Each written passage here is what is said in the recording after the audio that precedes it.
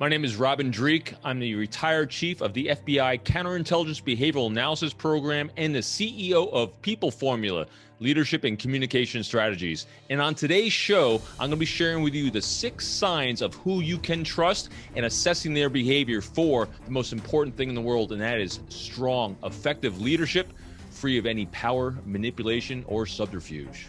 Stand by. Welcome back to part 2 of our fabulous, delicious interview and conversation with returning champion, my friend Robin Dreeke. As I said, Robin is a retired FBI special agent and chief counterintelligence behavioral and analyst program. He is a best-selling author, professional speaker, trainer, and facilitator. And he is the CEO of the People Formula. He's written numerous books. He's a best-selling author, and he is the world's leader in trust elicitation. So again, ladies and gentlemen, put your hands together and help me to welcome Robin Dreeke. All right. So before we start, Robin, I want to make sure that people understand where to find out about you and your books and all your wonderful resources, because I know you're putting the courses together and you've got all kinds of great resources. So please tell our audience where they can find out about you. Yeah, sure. My pleasure.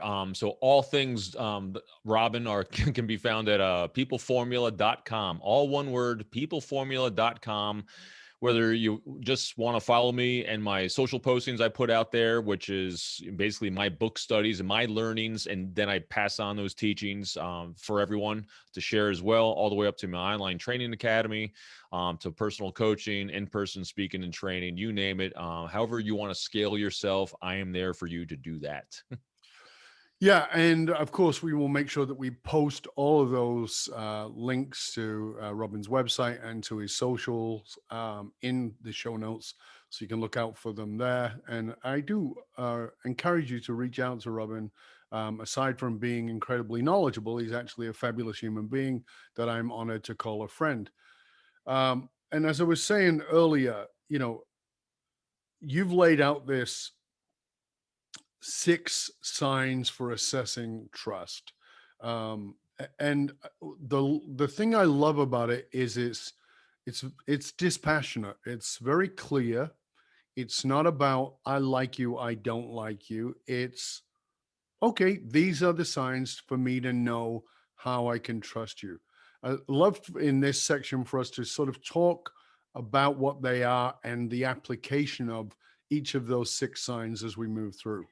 Sure, absolutely. My pleasure. And by the way, I thought about this before we started this segment. How lucky am I that I actually get to monopolize you and your time for this? So I really appreciate the conversation as much as you do. Well, you're very kind. Thank you, sir. So let's walk through the 6 signs. So where do we start? Sure. So these aren't in any particular order, like it's not a sequence. These are just things to observe. And matter of fact, even this last year, I was probably asked more times than not, how do you assess trustworthiness via Zoom so fast? And I have actually literally formed 2, 3, maybe 4 really close partnerships with people and organizations this past year extremely rapidly. And I really then reflected, what signs was I seeing rapidly? And probably the first one is what I'm going to go with first, and that is sign 1, which is vesting. Vesting is actually, does the other person see their success and prosperity mutually tied to yours, and are they willing to take actions proactively to invest in you even more than themselves sometimes? So sign 1, vesting, is the first one I'm looking for. So a mutual value exchange. Yeah. Is that clear? Absolutely. And definitely a mutual value exchange. And where I really saw it exemplified this past year, with making some great contacts with podcasters like yourself, or people that read my book and reached out onto LinkedIn, where I'm always responding. I interact with anyone who's willing to have a chat and conversation. Although I generally regret it sometimes because we get inundated, But these are the great people. Like out of a whole group of people, you'll have a couple that'll proactively reach out, offer you an idea, a suggestion. I mean, Dove, you do this all the time. A suggestion, idea, and a thought for your benefit with zero benefit for yourself. That is a sign, that is a high level sign of vesting right there. So because there's no attempt at manipulation, there's no attempt at subterfuge, or I'm going to give you something in hopes of getting something in return. This is pure, unadulterated giving and generosity and thoughtfulness. So that is a high level of vesting. So that for me is very interesting because, in this idea of reciprocity investing, it's fascinating to me to hear how I can read this in the LinkedIn messages, because I'm like you. I'm like, come on, I know, those are great, aren't they? Come on, really? I want to see. I want to have a conversation with you and find out how I can help your business do this. You just told me the call is about you, right, and how you can sell me. So I've now got my assistant, and she goes through, and I just go, just note which ones are selling me something. Right? That's all it is. Because even though they're not saying that, that's what it is. As opposed to, I listened to this or read that, and this was really cool. Thank you for that. Can I offer you this? Nothing in it for me. Or can I introduce you to that person? Yes. Okay. Now we're vesting. Wonderful. 100. So do you find that one is particularly, it's back to what we talked about in part one of this idea of popularity. Do you feel like that one is rare, or do you think that that's quite common? The vesting? It's rare. Yeah.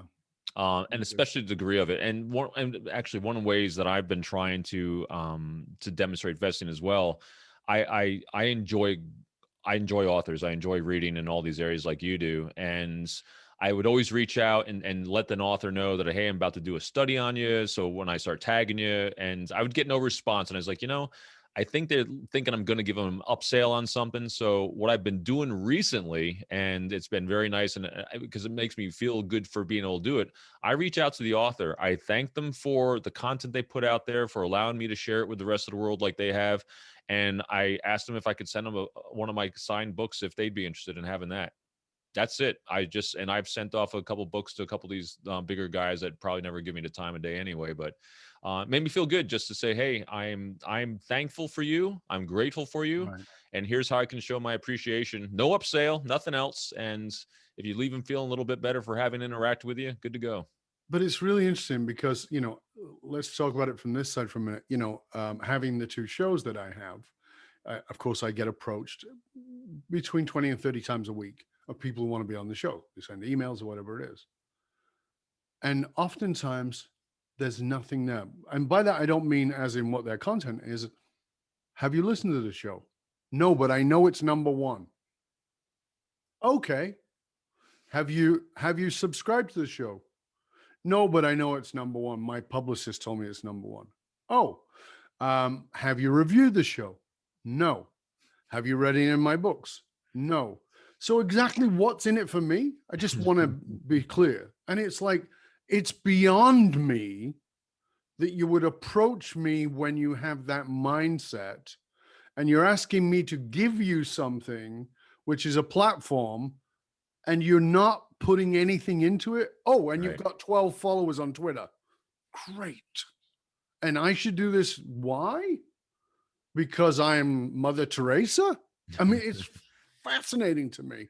So that vested thing for me is, it really shows about how much we live in this egocentric world.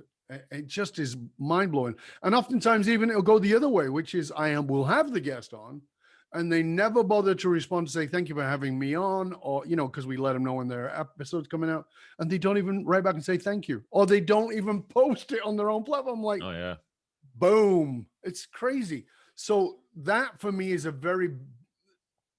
it's a profound one to start with, vesting. Let's go to another one. Next one is longevity.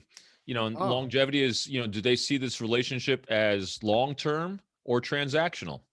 And, transactional stuff that, and I will never put down any tools and techniques for human interaction because I don't think there's any right or wrong. There's just cause and effect and understand what they are. Transactional relationships and techniques tend to be, the boardroom negotiation, going for the quick win, eliciting, the number you're looking for and the want. And yeah, it's a quick dopamine hit and endorphin hit that you're going for. But I am going for longevity. I'm going for the serotonin and oxytocin. I'm going to see, do you see this as a long-term relationship and partnership? Potentially, because, you don't want to tie anyone down. It's all up to them. Or do you just see this as transactional? So I'm always looking for signs of longevity. So signs of longevity, some simple ones are, they establish traditions with you. They reach out unsolicited to you from time to time, just check in with you. You and I do this, and we've known each other a couple years now. We'll text, we'll just check in. If you see something happening in your part of the world, you give a check in. That's one great sign for longevity. And again, it's allowing the tempo and pace to be regulated by the other person as well. Yeah, again, that's another one that's fascinating to me, because I know that you and I, we built our friendship. We were introduced originally, and you were on the show, but I've reached out to you, you've reached out to me. There's a friendship there. Yeah, absolutely. And we've spent, when you and I were together in person, it was automatically like, oh yeah, it wasn't like, ooh, with either of us. There's that, and again, I think that society trains us to be so transactional, right? And we've forgotten that the importance of the relationship, which doesn't happen in 5 seconds, although the connection can, but it's really proven out in how committed are you to staying connected. Yeah, wonderful. Thank you. That's number 2. What else you got? Next, if we're going in line, is reliability. Reliability is a combination of your ability to actually do something and your diligence to follow through on it. So, and the easiest examples for this, I think, are someone's resume, their curriculum vitae, what it says about you on LinkedIn. So can you actually do those things that you say you can? And even more importantly, do you have the diligence and wherewithal and energy to follow through and get them done? So is that are we looking for congruence in this person? Are we looking for?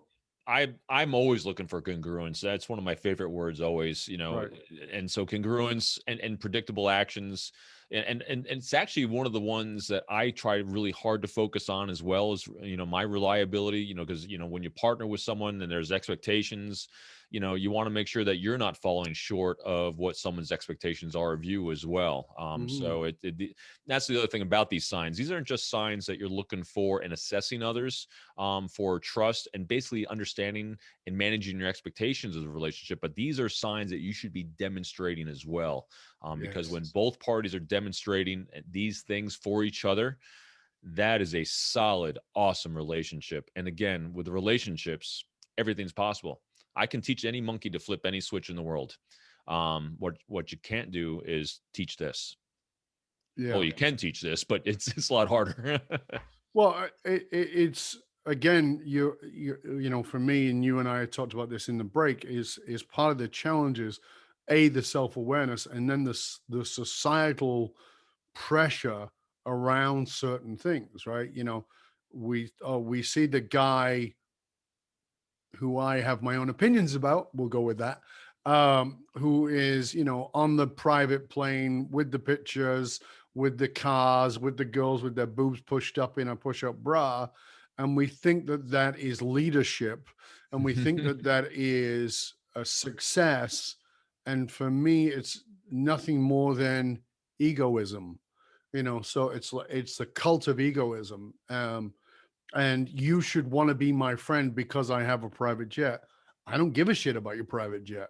What's your soul like? Right? I know. Let's have that conversation. It's the funniest thing too. I can't tell you how many times I've been to executive board meetings and briefings with the CEO or leaders inside my own, former organization came, and they give these, what they thought was an inspiring speech. And they said, you have to reach for that golden or brass key or the golden ring. And I'm like, think about that.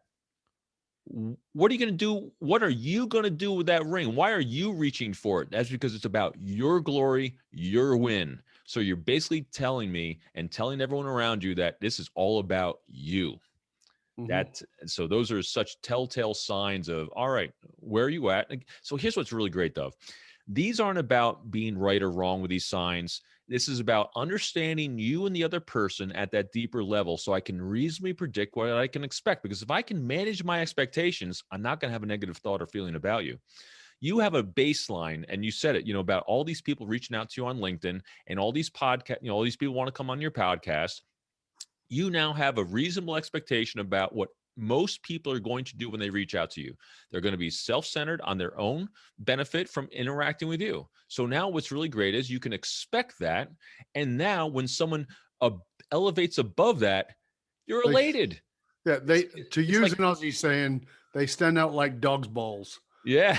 I mean, it's just like, it's like, wow, I love you. I don't know what you're going to talk about, but we're going to find a way to get you on the show. Exactly. That's where you're coming from. You're coming from service. Absolutely. Yeah. And it's one of my favorite things I love doing too. When people reach out to me on LinkedIn, I never solicit or anywhere else. I say I don't have a sales pitch. I have a service pitch. I say, hey, if you have a chance, please take a look at my content. If I can be a resource for you and your success in any way, please let me know how I can do that. Yeah. That's it. How can I be of service to you? Exactly. I love that. So we've got vesting, we've got longevity, we've got reliability. Actions is next. Actions. Okay. Positive actions, positive behaviors. But I think the easiest one with actions, my first thought of when I came up with it was past patterns of key behaviors. And we've already alluded to it already. If I see you doing something once, 2 or 3 times a certain way, the likelihood of you doing it the same way 4, 5, and 6 is pretty dang high. Now, if all of a sudden your patterns of behavior do shift, well, that means you have a new priority or stimulus that entered your life, and I need to discover what that was so I can, again, keep understanding you at that deeper level. And part of this is transparency, because there's one of the greatest things to inspiring trust and maintaining trust is open, honest communications with transparency. A lot of times in life, when I'm not quite sure what to do or say, I'll answer it with transparency, because that shows you're willing to be vulnerable, you're not insecure, and people trust people that are more secure in themselves like that and are willing to show, everything you need so you can make a good, healthy decision. That's who I'm trusting. So actions is doing just that. That makes perfect sense. What's next on the list? Next is my second favorite one besides vesting when it comes to quick assessment, and that is language. What kind of language are they using? Are they using, and you're demonstrating this as well when you're talking about these individuals that want to come on your podcast show, they're using language that is about them and not about you. So the language I'm looking for is, are they seeking my thoughts and opinions or sharing their own? Are they talking in terms of my priorities or theirs? Are they validating me without judging me? And are they empowering me with choices? And so, and those are the 4 things I'm always doing when I'm communicating, because when I use one of those 4 things with someone else where I'm seeking their thoughts and opinions, talking in terms of their priorities, validating them without judging, in other words, non-judgmental curiosity, and empowering them with choices, their brain is now firing again because I made it all about them. Every single one of those statements is about the other person, because I'm demonstrating value and I'm demonstrating affiliation. So what I'm looking for, likewise, is someone using that language with me. A lot of times that language is going to overlap with the sign of vesting.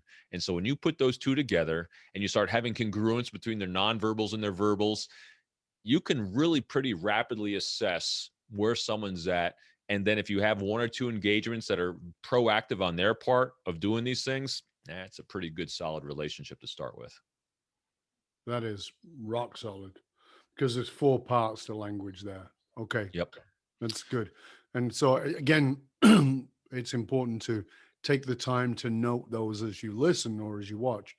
Take the time to note those, and of course, get a hold of Robin's books, and they'll walk you through that. But okay, let's go to number 6. Number 6 is the last one, and it's probably my favorite that you and I have, again, talked around a bunch, and that is stability. Emotional stability, self-awareness. When things go sideways in life, how well does someone maintain or at least come back to cognitive, rational thought, or do they stay off the walls?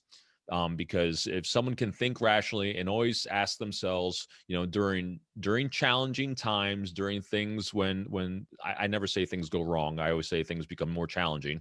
Tempo changes.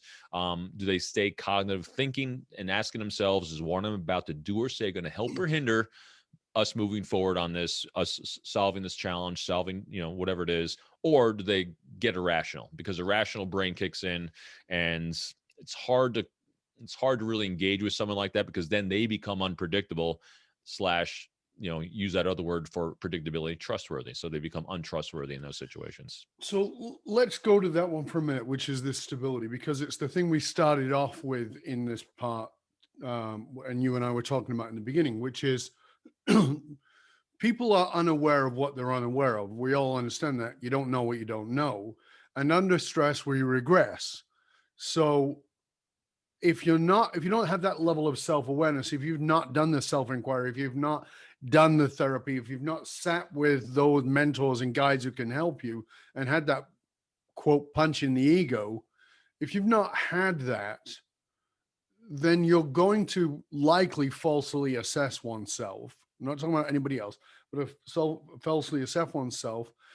And we all know that even under stress, even if you're a Navy SEAL who's, trained to fall back on your training, you're trained to fall back on your training because they understand that when your amygdala kicks in and your amygdala has been hijacked and you're not in your prefrontal cortex of rational thinking, it's difficult to get a hold of that rationale. Right. So when you're talking about this, that stability, how much leeway is there in that for this quote situation? This was going on. Is there a sort of time frame in that? You go, well, this was going on, and yeah, they were kind of screwed up, but it was for about a couple of days or a couple of hours or a couple of minutes, and then they pulled it back. Or now we're a year in and they're still way off track, and can they be pulled back? How do you assess that? Because that's an interesting one. That is, and I don't have a set guideline for everyone, because it's all very individualistic. I'm gonna look at how frequently does that happen, because everyone faces challenges every day, and I know how you, at least from my observations, you tend not to freak out. You tend to recognize, when things are going sideways. And I would guess that just again, from observation, you would draw a little bit, it's not a good time for me to engage, because things that come out of my mouth and my actions might not be congruent with what's in my heart right now, because I know these things. And so I don't see you in those times. And same thing with me. And so I recognize it. And so that's how I deal with it. And so not everyone does it that way, but if I'm repeatedly seeing, that instability emotionally a lot, that's someone that is not ready for the relationship with me necessarily. But if they're willing to, and they're self-aware enough, and they want to, and they have the energy to put in, I'll absolutely have that. So that's part of what my equation is with that one. And this is the other thing. I think the easiest thing that people can, at least if you want to help coach someone through that situation, or even be aware of it yourself, is when things go a little awry, are you asking why, and feeling the victim? Or are you asking yourself, what are you going to do now? Because that helps you come back center again. Stop, it's great to understand why things go sideways, but what you really want to do for progress and cognitive thinking and get over the emotional hijacking is what now? What next? What actions do I need to take to move through? Yeah. And I think that the if you ask a what without having a clear intent, that also, because what can we do next can still come to a knee-jerk response if you're not careful about saying, what can we do next in the context of to this higher order, or to this outcome that we're focused on, or to our purpose, or to what it is that we're driving towards. Um, And even, and I'm sorry for interrupting, and no, even not please. just, and even not just the what we can do next, but what did we just do to cause what happened? Yes, the accountability of it. Right. And so Absolutely. you can start with the a little bit of the retro look about what did I do? Because again, asking the what questions forces ownership. Yes. And so when you ask, what actions did you, again, as a leader, coach, mentor, and guide to others, we have to do it in a way with our language that we're not demonstrating judging in any way whatsoever. It's just assessing so you can help move them through and move yourself through whatever challenge faced. So ask yourself, all right, something went sideways. What did I do to cause that? What situation, manifested itself? What actions did I take or didn't take that manifested? And what can I do now? Yeah, I think that's really great. And the level of self-awareness, I think this what question is very powerful because I often say, what did I choose to ignore? Right. Oh, it's a great question. Oh, Right. What did I choose to ignore? Like, so, because we've all had that moment in life where we go, it's that head slap moment where you go, I knew that I was going to do that. Well, then why did you do it? Right. So, what did I choose to ignore is a powerful question because I know when anything is blown up on me, that it's, it's my responsibility. I'm clear. I ignored something. What did I ignore? I ignored this. I know that this person's personality is this. I know that if this person was born in that country and they're going to go down that road. So why did I choose to ignore that? What did I choose to ignore? I chose to ignore that. Oh, is that a sabotage? What was that? What is that about? That's a high level of personal responsibility that, and whew. and you're hitting on something that that is a great superpower that people can adapt. Some people have it a little bit better than others at different points in their lives, but this actually leans into the most important thing I think we can do for ourselves and others every day, and that is after action reviews. One of the things I have myself and I tell clients to do, they say, I want to get better at this. I said, then every day when, you start your day, you have email interactions, Zoom interactions, in person, whatever they are, at noon, when you break for lunch and have some, some getting over the hangries for the day, reflect on what happened that morning, every interaction you had, and ask yourself, what did I do well? What did I do that wasn't necessarily as productive, and what was the reaction of the people around me? If there's an action was a negative reaction, now it's time to make amends. Now it's time to re-engage, make right, and move forward. And so it's constantly owning your behaviors and what can I do better next time, so that way you So, understand your impact. so is that would you say that's like a military debrief with self about self and about the behaviors of that morning or afternoon or whatever it was? Yeah, I'd say it was a military debrief when I first learned it, but at the same time, and we did it throughout the FBI too. I mean, Yeah. every time we did a recruitment operation, an interview, anytime you did anything afterwards, at whether you thought it was successful or not, you sat down afterwards. You said, "All right, how'd it go? What happened?" Again, the what happened. What did you think went well? What did you think went sideways? And again, this is a non-judgmental, thing that you do because you don't have to, but if you want to continue progress and movement forward with this beautiful life we're given, why wouldn't you want to get better at it? Yeah, I think, and I think this is another reason why you need a great coach, not some Yes. coach who comes with a machine to blow smoke up your skirt, but actually to tell you the truth. You need a great coach, mentor, therapist, whatever term you want to use. But you need somebody. I have them. I've always had them Yep. for 30 odd years, more 40 odd years. I've had them. And I'm fortunate that my wife is also a highly trained individual and she's also one for me. So at the end of it, she'll come, okay, how was that? Okay, what worked? Were you happy with this? What didn't work? What would you change if you could go back? And having that touchstone of non-judgmental, but just like, is that the outcome you wanted? What do you feel like that was aligned with what you say your purpose is? Do you feel like it was aligned with your character? These are self-awareness questions, which is so interesting because our conversation today is about self-trust. and about the ability to trust others without judgment, but it's all reliant upon a level of self-awareness that few people are going to step into. As you know, as I said in many of your interviews, the problem with writing books, you've written many books, the problem with writing books is they're often written for the people who won't read them. Isn't that true? Oh, it's like so the true. People you know should freaking read this book. It's like, could you get that person to read the book? No, they won't read it. And as I laugh too, because I always call my 3 books my manuals on how not to be the moron I was born to be. So they're as much my manuals as they are for others. and that's it. I agree with you fully. So, Robin, we're already out of time. It's been a pleasure and honor, my friend. Thank you so much for being with us.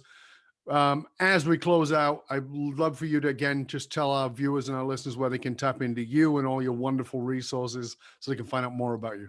Absolutely. Greatest starting point is peopleformula.com, all one word, peopleformula.com. Get all the links to all my content there and engage with me and my content in any way that you want to. Yeah. And as Robin said, he also does all these wonderful reviews of other people's books and other people's learnings that is on his Instagram page. He's on LinkedIn, as he said, he's on Twitter, he's on Facebook, he's on all of those places. And of course, we will post all of that in the end. Again, Robin, thank you so much for being with us. It was a pleasure and honor. And for you, dear listener, remember that you can hang out with other conscious leaders. You can chat about this episode that you've been listening to or any of our past episodes in Facebook or LinkedIn groups. Just look for the Leadership and Loyalty podcast. The truth of the matter is, it doesn't matter how successful you are. If your employees and your customers don't understand what gives your company meaning, you're only working at a fraction of your capability. To find out how you can hire me, Dov Baron, as a speaker or leadership strategist for yourself or your organization, you can simply go to dovbaron.com. That's DOVBARON.com.